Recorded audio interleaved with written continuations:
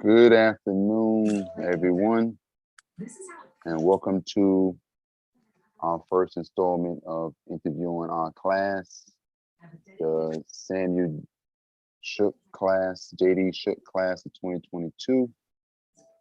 I am Brother Mark Alexander from Law Like a Century number 61 out of Orient, New York. Together with co-hosting with me, doing these interviews as part of the social media committee is Keith McWhite out of Ohio. Can you introduce yourself, bro? Yes, sir. I am Ground Inspector General Keith L. McWhite, St. Matthew's Consistory number 24, out of the Orient of Ohio. And a little later on, we'll have GIG Lindsay come on and introduce himself, but he's just busy right now. So before we get started, I'm going to make this disclaimer: the views and opinions are our own and do not reflect our lodges or grand lodges or consistory in which we hold membership to. With that note stated, we have the pleasure of interviewing Grand Inspector General Clifton Thompson out of the Orient of Canada. Canada is the country, but what's the Orient again with Providence? That would be the Orient of Montreal and Ottawa. There you go. But you can say just say the Orient of Canada. Okay, that's Orient of Canada. Okay, Orient of Canada. Thank you for taking the time out and helping us document our class. We have a few questions for you. None of them going to be hard. You can't fail this test. The first question is, why did you become a Freemason? Because of the work that the fraternity was doing. Oh, okay. So you seen them just working around the place? Yes, the charitable work that they did. I was really, really impressed with that. And the way that the brothers that wanted me to become a Mason, I really liked the way that they conducted themselves, and made me want to be the same thing. Okay. They just didn't put a shirt and tie on and say I'm a Mason. They lived it. As we should, and that's good inspiration for good brothers to join. How old are you now currently? Now I'm 80. I just turned 80. Oh, you just turned 80? Nice. Yes. Happy belated. When was your birthday? September the 3rd. Oh, happy belated. Happy belated birthday. Thank you very much. That's a blessing. Yes, it is. Definitely it is. Okay. Yeah, bro. I just had an operation for my colon and it was a success, but that had me down a little bit, but I'm getting stronger as the day goes, Yeah, amen. I lost a few pounds, but I gained half of the weight that I lost. I gained it back, and I'm still gaining. Great to hear. Just keep on eating. Make sure you get the exercise and stretching. Oh yes, that's all important. All right. How long you been a Mason, bro? It's been a long time, or you joined later in life? It was later in life. Okay. But I was first introduced in 1964. Wow. But in 64, I wasn't living the life that a Masonic brother should live. Oh, understood. Okay. Understood. So I had to clean up after I became clean. And I gave up alcohol and my smoking and all that. And I started looking after my family a little bit. I said, now I can join this. I feel like joining this organization. Wow. All right. Great. That's beautiful. That is beautiful. That it kept you inspired all them years. So what inspired you to become a Scottish Rite Mason? Soon as I got into the Blue Lodge, they had me going this way. They had me going that way. They said, you got to join this. They didn't even give me time to shine my shoes. They had me to go to this. You have to go into the Red Lodge. You have to join this here. And Retinal Brothers, you have to become a Shriner. You have to do this here. I'm not going to say it was forced upon me, but I was encouraged. Yeah, strongly strong encouragement. Right? Exactly. Strongly encouraged. Strongly encouraged, right? All right, cool. I understand. I understand. So what houses you belong to? I tell you mentioned the Red House, the Shrine. You Okay, want the rest of the York or purple? the or York, black? that's right, the York, the Mhm. York, Mhm. and also the Shriner. Okay. So you're in all the Alright. houses. All the houses, Oh wow. Okay. which was becoming overbearing because like more or less, I didn't realize at the time that I had to like to give and Dedicate. all that there. But Dedicate. anyway, no, everything worked out fine. Okay. Cool. I mean, it's all understandable. Sometimes, yes. life is in one situation and then later on it switches up, Oh, absolutely. And as we learn as Masons, family, yourself, as far as health and your employment and all those things come before the craft. So Right. Oh, you yes. got to give up some things sometimes. So what is your favorite house? I must say my favorite house is the consistory. And the reason I say the consistory is my favorite house. And if everybody's doing their work, Mm-hmm. I love the consistory. Nice. Mm-hmm. Mm-hmm. Mm-hmm. Because with the deputy, our past deputy, Blackett, Mm-hmm. well, put it like this here.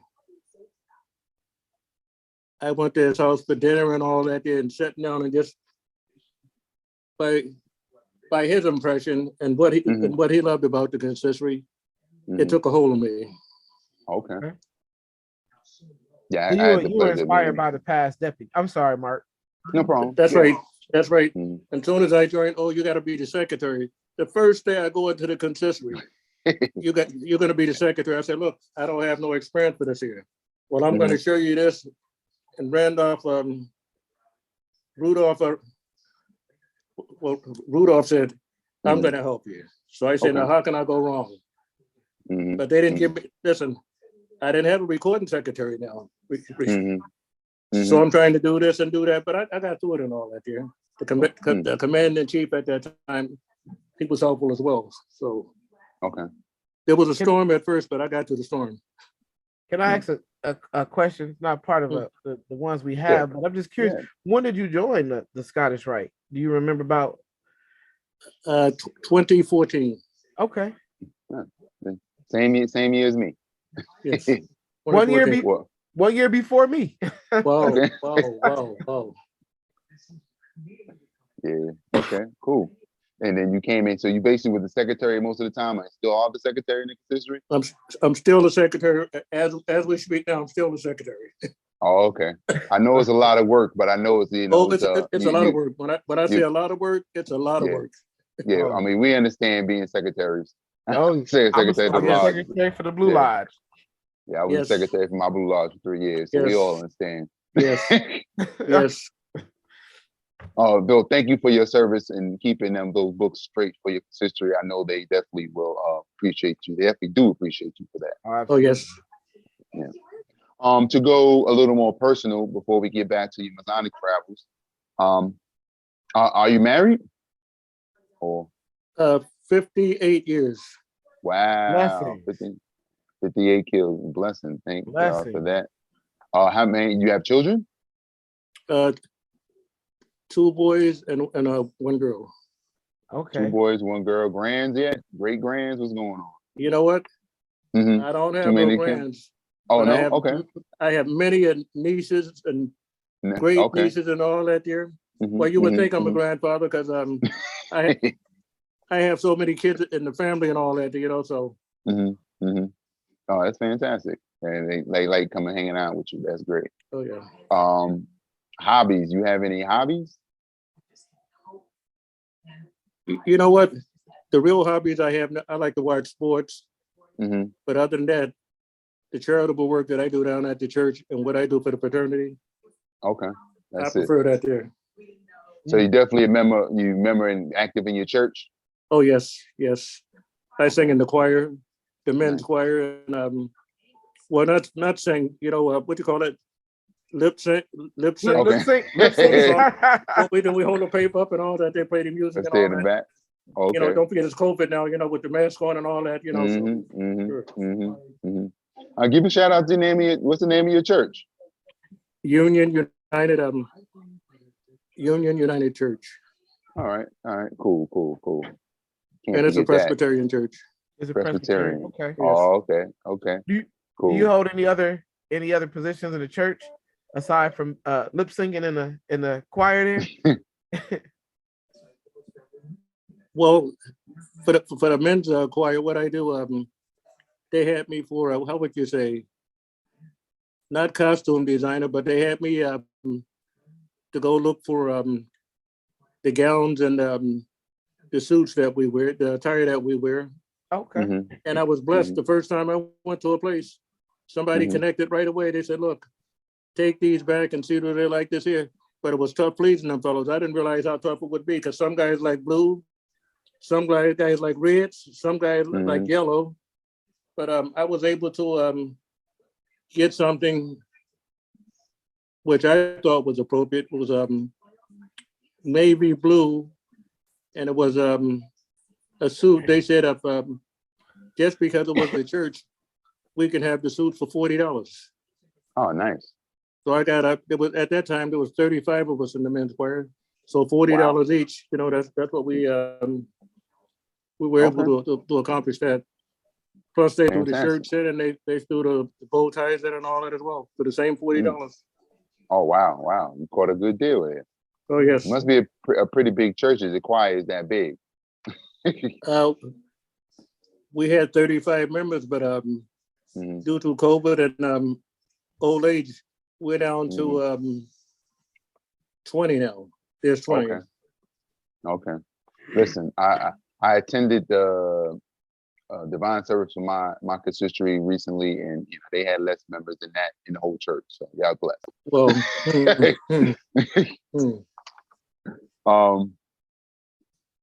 going back to Freemasonry, did you get a chance to? Are you a past master? Do you serve as worship master of your lodge? nope. Okay. Not as of yet. I've been the senior deacon. Mm-hmm. I've been the junior warden and all that here. Oh wow. Okay. But so do you currently have an office in your lodge? Yes. Right now I'm the junior warden. Okay. Nice. All right. So you working a lot then. Oh yes. That's definitely the hot seat.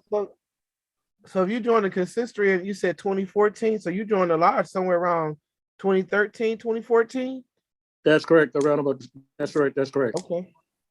Okay. Well, we joined kind of around the same time. Cool. Did you ever get the chance to travel around in the lodge with the brothers? Yes, we traveled. Well, one particular time we used to travel to to the White Lodges. Mm-hmm. So we used to travel. We used to travel to it, maybe 2 lodges every week. Oh yeah, wow. Okay. And they would visit us as well, because they recognize us. The Grand Lodge of Quebec and the Grand Lodge of Ontario. They both, matter of fact, they were one of the first in Canada to recognize us. Okay. Cool. All right, so I guess you definitely enjoy the traveling. Oh yes. See, but I can't do it now because their lodges, they have their meetings at 7 or 8 o'clock at night, and believe it, they don't finish till about midnight. So midnight is a little too much for me now. For the night driving and all that. I can no longer do that. Understood. If they have something like earlier, like in the daytime, like when they have their workshops or something like that, I can attend a function like that. That's understandable. What is one of the most proudest moments you have so far as a Mason? The proudest moment I had. Oh, when I was in Philadelphia at the Supreme Council, that was my proudest moment. I have to say it. I have to say it. I wasn't in the best of health, but that was my proudest. That was my proudest moment. Get to see all the brothers together like that. I mean,